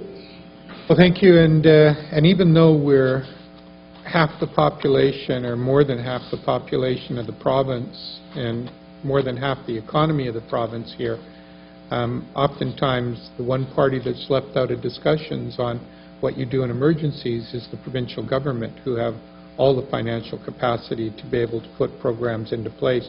And they're often the ones who are having the greatest difficulty during the course of the emergency in responding, whether it's lights or through the Crown Corporation. And so those are issues that we need to sort out. And I can tell you, from Metro Vancouver's point of view, we keep trying to put more pressure back on the province to put in the right kind of programs to be supportive of the region as a whole, because any individual municipality cannot build in the capacity to be able to look after emergency by itself. It needs the provincial government's assistance to be able to ensure that they're able to cope, because the very definition of an emergency is that certain of your facilities are going to be out and that you need support from those around you in order to make that happen. And as Councillor McDonnell was pointing out, is that if lines are down here, we need people coming in from around the province, as we would do for them, to make sure that our lines get back up as quickly as possible. So all of these issues, in a minor incident like this, you're able to look at what failed and it doesn't have catastrophic consequences, and we improve. And some things you don't know you're going to have that problem until you actually test it in reality. And finding out cheaply is a very good way to find out, as opposed to finding out when we have that big disaster that we didn't have these systems in place, because we won't be able to put the resources in to support them if we're busy in all kinds of other places dealing with catastrophic emergencies. So, in some ways, getting a test like this can help us prepare better for something that is even worse if it comes down the line. All right, you ready for the question on the report, Council? All those in favor? Opposed and carried. Moving on to item 1 of the City Manager's report, and that is to provide Council with recommendations for the Planning and Building Department's 2016 fee schedule for various applications for the purpose of cost recovery. Been moved and seconded. Discussion. Seeing none. All those in favor? Opposed? Carried. Item 2 is to seek Council authorization to forward an application to a public hearing on November 24th, and this is high-rise apartment tower with street-fronting townhouses in the Brentwood Town Centre Development Plan. Been moved and seconded. Discussion. Seeing none. All those in favor? Opposed? And carried. Item 3. This is again authorization to go to a public hearing on November the 24th. And this is, again, a high-rise apartment tower with street-fronting townhouses in the Brentwood Town Centre Development Plan. Questions called. All those in favor, opposed, and carried. Item 4 is, again, an application going to public hearing on November the 24th, and this is a 4-story mixed-use development in the Royal Oak Community Plan. Moved and seconded. All those in favor, opposed, carried. Item 5. This is to provide Council with information on construction activity as reflected by the building permits that have been issued for the subject period, and that is from September the 1st to September the 30th, 2015. Councillor Dhaliwal. Thank you, Your Worship. I was curious, Your Worship, I see that over the last 4 years, 12, 13, 14, 15, we have been steadily doing more business in terms of the overall value for the permits. Is this a record? Can somebody tell me what's the highest number we have experienced before? Mr. Pelche, where are you in relation to previous years? The previous record for council's information is about $792 million in building permit value for the entire year. We expect that we will exceed that this year, so we'll be somewhere between $800 and $900 million in building permit value this year. So it will be a new record for the city. And what year was that? That was 2008. Yeah.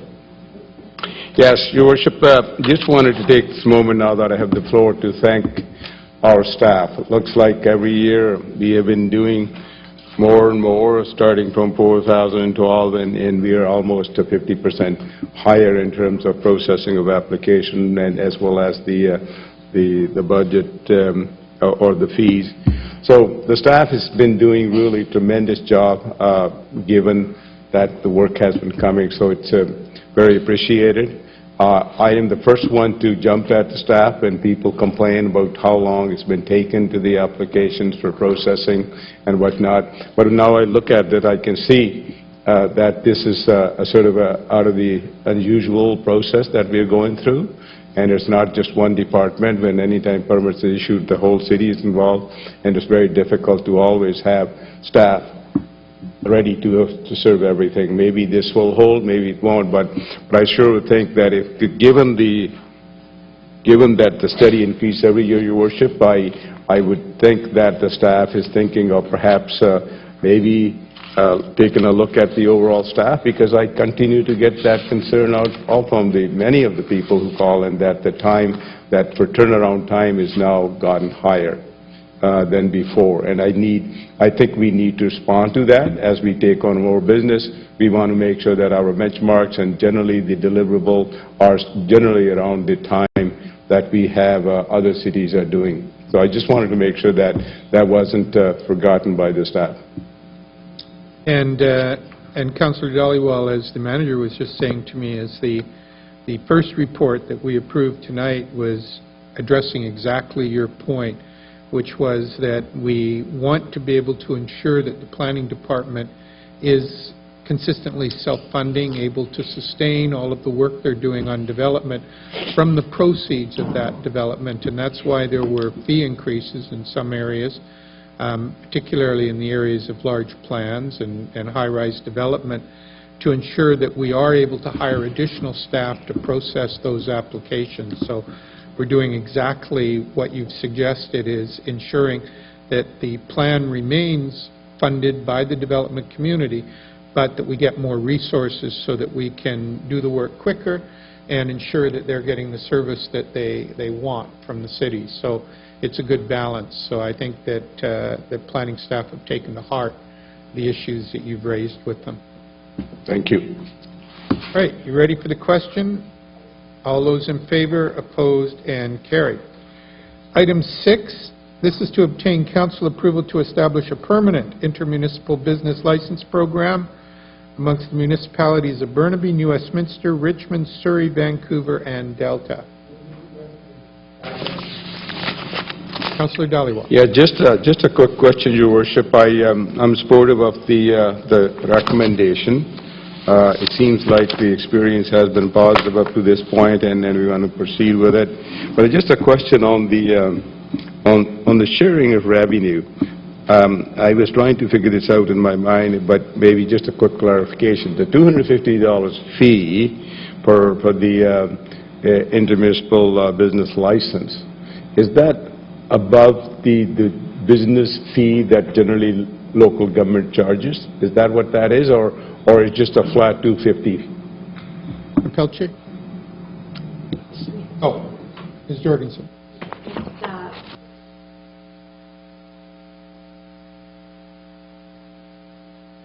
In other words, if somebody walked into our office, they get a local business license, and they choose to also participate in the IMBL, we tick box and get $250, and that we distribute, right? I got it right?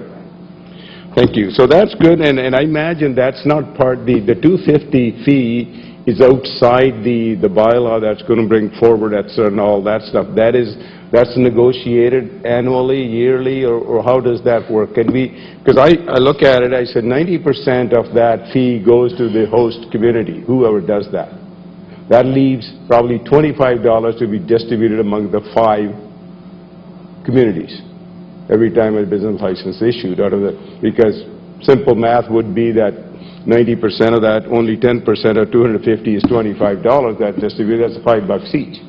So I'm just wondering that whether that one who negotiated this, doesn't seem to me that ticking a box and collecting 250 deserves 90% of it, but I would like to see that as the time passes, somebody's going to assess that, whether this, because this is now changing from previously we used to have a certain percentage that we got, now it's just of equal $5 or whatever that's going to be. So my question to you would be, this is not part of the contract or anything right now or the bylaw. This will be sort of a policy negotiated between the staff to change this fee regionally, or how is this going to work?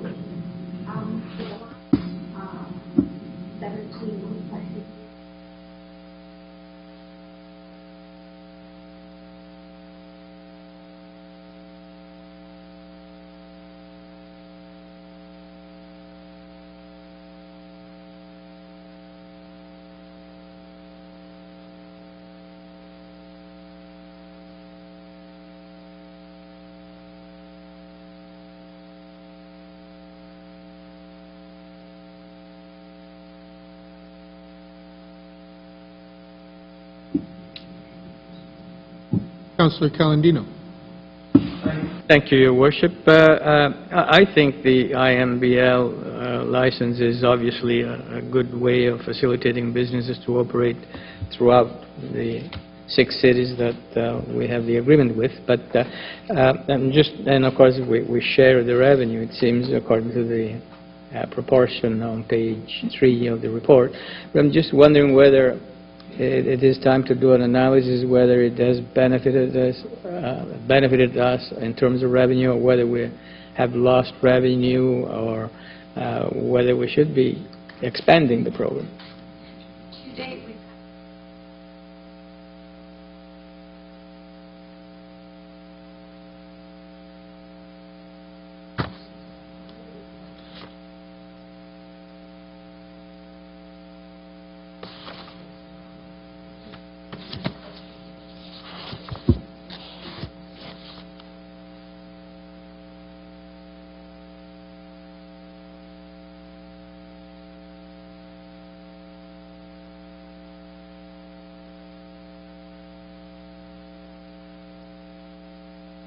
Thank you.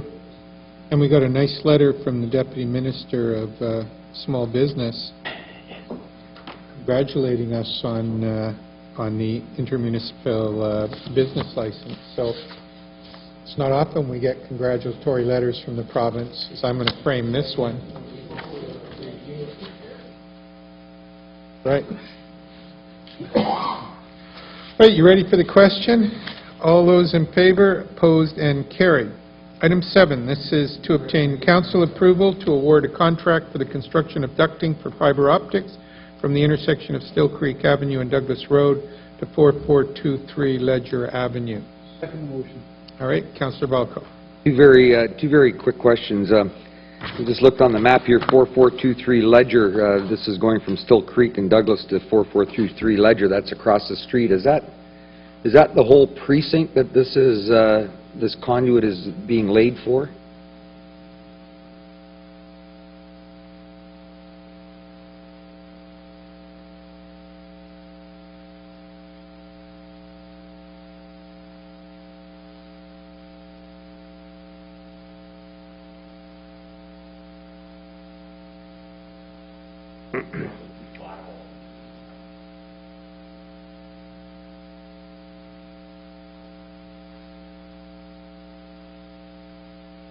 Right, I was looking at it. So my last question is this: the report states the 5 tenders were called, and the lowest tender, Dixon Networks, who I trust the report, but they have never undertaken a contract for the city. Have we built these fiber optic this this ducting for this? Have we done other ones, or is this our first? We have done.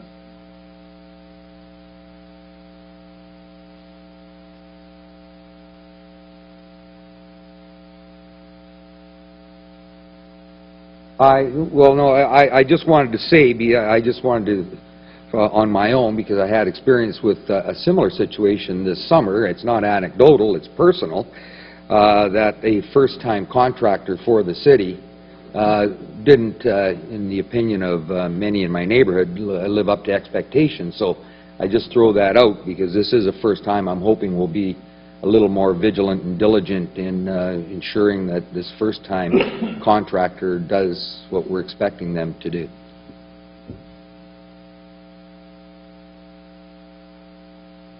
You ready for the question? All those in favor, opposed, and carried. Item 8 is to obtain council approval to award a contract for the supply and installation of a traffic signal at Kingsway and 14th Street and a pedestrian traffic signal at Kingsway and 16th Street. Recommendation, item 8. Second. Moved and seconded. I saw that in regard to this issue, that staff had agreed to have meetings with at least one citizen who had made a complaint and had asked for more input. I can answer that for you. Thank you. I met with engineer Doug Louie and the citizen. We had reached out to her when the letter had first come in, and we didn't hear back from her for over 6 months, and she was complaining nobody got in touch with her, and we had tried to, and we reconnected, and we met last week, and she was concerned about the increased traffic on 14th.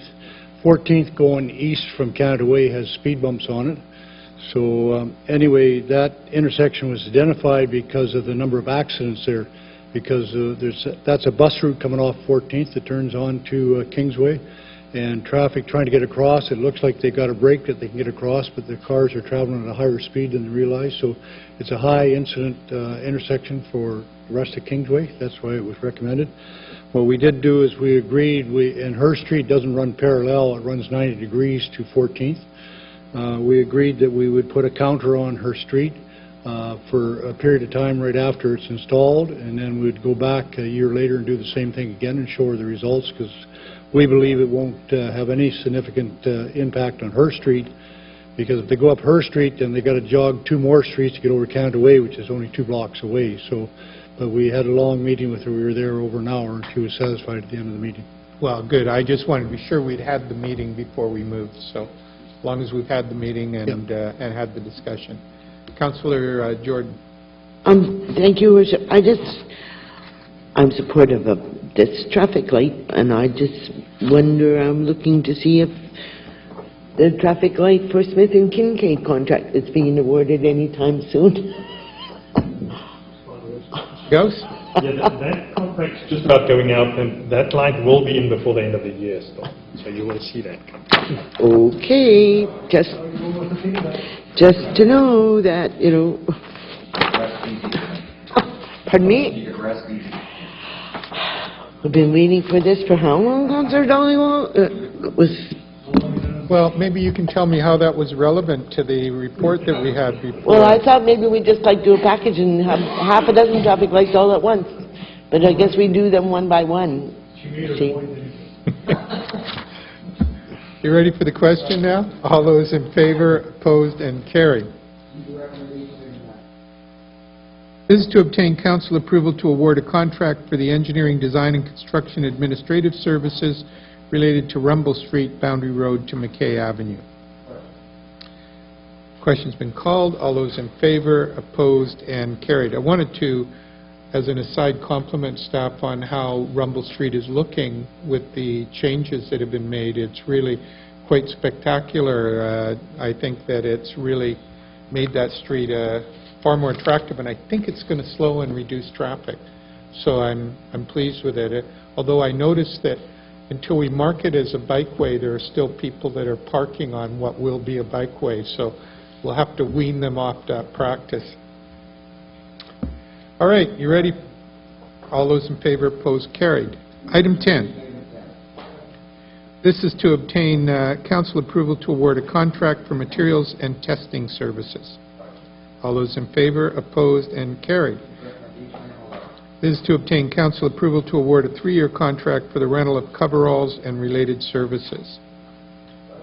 All those in favor, opposed, and carried. This is to provide council with information relating to the fire department activities during the third quarter of 2015. Questions called. All those in favor, opposed, and carried. Do I have something on tape?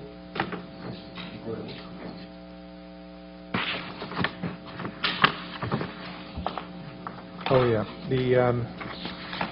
I have the report on the BC ambulance facility for the Royal Oak Community Plan. Second the motion.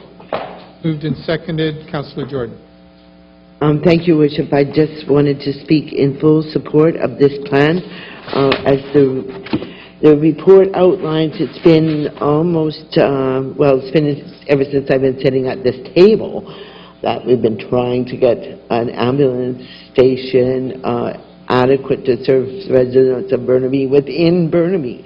And so finally we have, after the last few years, have the province and the BC Ambulance Service agreeing that the former ambulance site that was on the Vancouver side of Boundary Road that served Burnaby will now be proposed to be built on Buller, between Buller and Waltham Avenues, just a bit off Kingsway, so very central to the city. I think it's an excellent location, and I'm very, very pleased to support this recommendation. I look forward to the public hearing on that new construction, and happy to see it coming forward, and happy to hopefully have improved ambulance service by it being located within our city, not starting out in Vancouver. And I believe right now they're actually coming out of the Safeway site over in Vancouver. So they actually move farther away from Burnaby for a short period of time. So until this gets up and running, there'll be, Burnaby will be served on the south slope by ambulances coming from around Joyce Road in Vancouver. So the sooner this gets done, the better. I'm very happy to see it proceeding. Actually, Councillor Jordan, most of those ambulances are out in the road and stationed around the communities. So just so that the people who are looking at this ambulance facility there know, is that generally ambulances aren't at the facility except when they're parking them, is that they have them all out on the road and stationed. It's because they have nowhere to park, but now they'll have some place to park. Exactly. Councillor McDonnell. Thank you, Worship. This actually ties into one of our earlier discussions on emergency, because this will be the ambulance emergency command center for Metro. With the setup they got here, they're going to be storing the extra ambulances here in case of large events or an emergency that they can dispatch, because it's very central in that. So I think it's a real bonus for Burnaby to have it here to spread out where it has to go through the Lower Mainland. So I really appreciate this move, and I'd like to thank Mr. Wall for building this complex there on Boundary Road. Thank you. All right, you ready for the question? All those in favor, opposed, and carried. A motion the committee rise and report. All those in favor, opposed, carried. A motion the report of the committee be adopted. All those in favor, opposed, and carried. Bylaws. Councillor Volko, please. I move that bylaws numbered 13524 and 13525 be now introduced and read a first time. Been moved and seconded. All those in favor, opposed, and carried. For first, second, and third reading, I move that bylaws numbered 13523 and 13526 be now introduced and read 3 times. Moved and seconded. All those in favor, opposed, and carried. For consideration and third reading, I would move that bylaw numbered 13389 be now considered and read a third time. Been moved and seconded. Seeing no speakers, all those in favor, opposed, and carried. For third reading, reconsideration, and final adoption, I'd move that bylaw numbered 13464 be now read a third time, reconsidered, finally adopted, signed by the mayor and clerk, and the corporate seal affixed thereto. Moved and seconded. Seeing no speakers, all those in favor, opposed, and carried. And for reconsideration and final adoption, I would move that bylaws numbered 13438, 13520, 13521, 13522 be now reconsidered, finally adopted, signed by the mayor and clerk, and the corporate seal affixed thereto. Second. Been moved and seconded. Discussion? Seeing none. All those in favor, opposed, and carried. New business. Councillor Dhaliwal. Yes, thank you, Your Worship. I have asked the staff, and they have circulated a notice of motion, Your Worship. I'd like to move that for consideration for next week, Your Worship. Okay, you're presenting the notice of motion tonight for consideration at our next meeting. Second. Don't need a seconder, is it? It'll just come forward for the next meeting. All right, Councillor Dhaliwal, thank you very much. And in addition, the Metro Vancouver has asked us to support the National Zero Waste Council's food reduction federal tax incentive proposal and urge the government to implement the incentives for food producers, suppliers, and retailers to donate unsold edible food, thereby reducing unnecessary food waste, increasing disposal costs to municipalities, reducing the environmental impact of food waste, and addressing the issue of hunger and poverty in our communities. And they're asking that we also forward this resolution to the Federation of Canadian Municipalities. It is consistent with our policy that they're asking us to do so. So it's been moved. A seconder, please. Moved and seconded. Any discussion? Seeing none, all those in favor, opposed, and carried. Thank you very much, Council. And with that, public hearing, 7 o'clock tomorrow. Hands up, all those attendees at a public hearing. All right. Looks like we've got almost a full council for it. Councillor Jordan. I'm sorry, in the purple pages, there's a lovely report from BC Hydro. And in the lovely report from BC Hydro, there's a lovely picture of a wrap on one of their hydro boxes. And I have never seen one of those in the city of Burnaby. The graffiti prevention wraps. You see that lovely picture on the back page there? And we don't have the graffiti task force anymore, but I was hoping perhaps Stefan or Councillor Calandino could take this up, and I wonder why. Safety Committee, maybe you could take that on, finding out if they're putting wraps somewhere. Why isn't it us? Why don't we get some wraps in Burnaby? I've seen them in Whistler. I've never seen one in Burnaby. I saw one near the Tim Hortons in Queensboro. Maybe they paid for it, I don't know. But Hydro has been very reluctant to wrap their boxes in Burnaby, and I'd like to see what we can do to... That's right, and the manager says that we have been unsuccessful in talking them into doing anything. The wrap program here, and we've publicly, over and over again, castigated Hydro for their failure to deal with graffiti on their boxes and put up the example of what TELUS has been able to do. And Canada Post and ourselves. That's right, and then we end up in a situation where Hydro is showing us lovely pictures of what they've done in North Vancouver. And I don't know what North Vancouver has that we don't have, but Councillor Calandino, since you now have inherited this responsibility, Graffiti. You're now dealing with the graffiti issue. Yeah.